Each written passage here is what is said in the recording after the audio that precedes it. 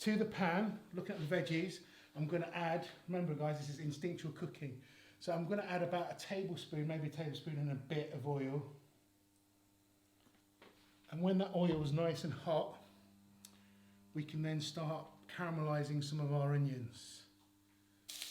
And we get that instant sizzle, so that means, you know, make sure your wok is hot. Now if you're using a non-stick wok, guys, they are a little bit more forgiving, and if you're not comfortable cooking on a high heat, you can turn this down to a medium setting. I'm now going to add my garlic. Now I didn't add my garlic at the very, very beginning. I got my onions in first because the garlic has a tendency to burn, and burnt garlic isn't very nice. So by putting the onions in first, even though it was a hot wok, it just brings the temperature down a little bit. But I still want it hot enough that I'm going to get some caramelisation. I'm going to get in my carrot, just so they can soften. Now remember guys, these are going to sit, we're going to let this sit and cool for a little bit while we do the chicken dish in a second. But I still want to make sure the carrot is a little bit cooked. Spring onions in. Now you probably noticed guys, I'm putting in one ingredient at a time. What you don't want to do when you're stir frying at home is crowd the pan. If you crowd the pan, the wok gets cold, or it starts to cool down, then the vegetables or the meat starts to stew and you get a lot of water in the bottom of the pan. So what I'm trying to make sure is that I've got that constant crackle that you can hear now. That's frying, okay guys? And if I was to dump everything in at the same time, I would lose that. So just a little bit at a time, give it a toss, let everything get to know each other, and then we're okay to go. Just going to pop my bamboo shoots in now. Same thing again guys.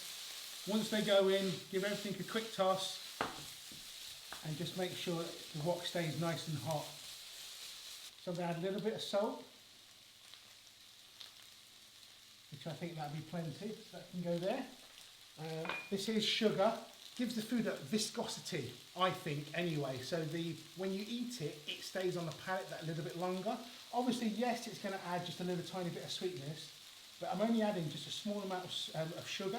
Now I'm going to add just a little bit of turmeric, and I won't use all of that, but just a little bit for some that yellow colour. And then we're going to add some curry powder and a little bit of cumin.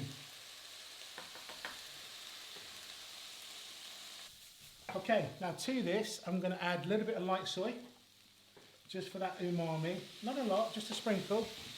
The dark soy sauce is for sweetness and colour, so just a tiny bit of dark soy. Now I can add in my Napa cabbage. In go my bean sprouts.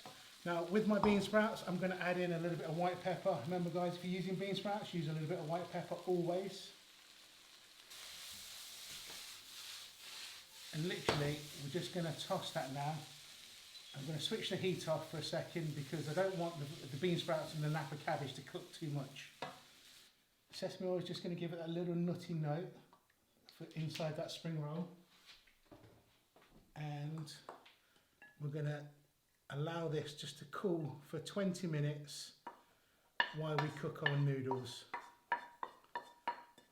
In this pan, I have roughly that depth of oil, just enough to deep fry.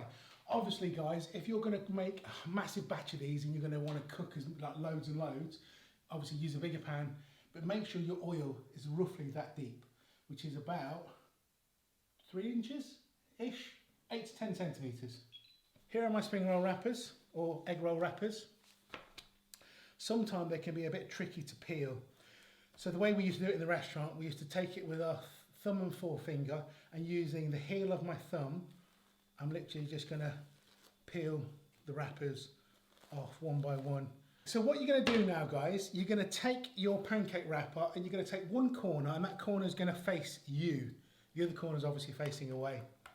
We're then going to take some of this mixture, and we're going to do mini spring rolls today, so we're not going to put too much in.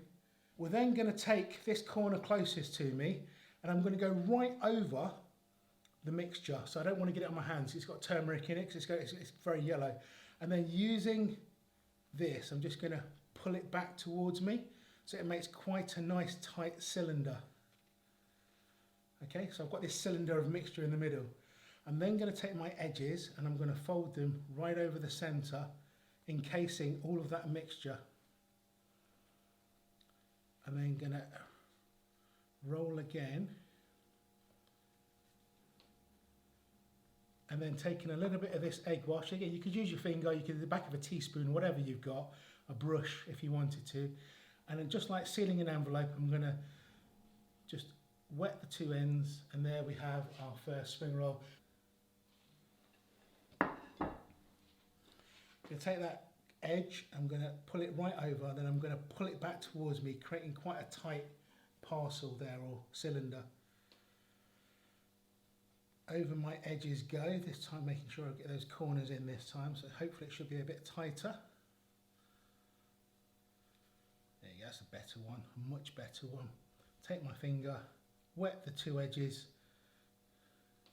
There you go, see, look, perfect spring roll, bodge job. Look at the difference in that. But that's how they're supposed to look. Okay guys. Okay guys, so this is the hover test.